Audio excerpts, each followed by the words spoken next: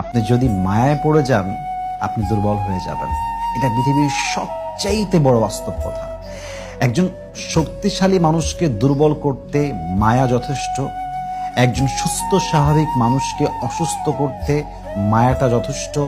একজন স্ট্রং মেন্টালিটির মানুষকে উইক করতে মায়াটাই এনাফ।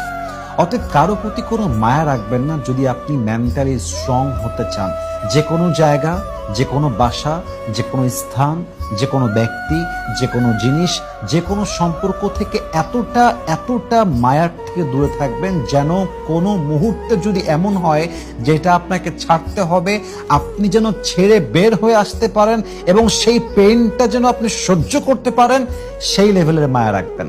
এর বাইরে যদি আপনি যান, আপনি এতটা উইক হবেন যে আপনি কখনো আর উঠে দাঁড়াতে পারবেন না। সো প্লিজ, যদি মেন্টালি স্ট্রং হতে চান, আপনাকে মায়া কাটাতে হবে, আবেগটাকে নিয়ন্ত্রণ করা জানতে হবে। যদি আপনার মন আপনাকে নিয়ন্ত্রণ করা শুরু করে দেয়, আপনি আপনার লাইফে কখনো সফল হতে পারবেন না, আপনি কখনো মেন্টালি স্ট্রং হতে পারবেন না। So if you want to be mentally strong, then you have to control your emotion and illusion. You have to control your heart. আপনার মন, আপনার আবেগ, আপনার মায়া আপনাকে কন্ট্রোল করতে হবে।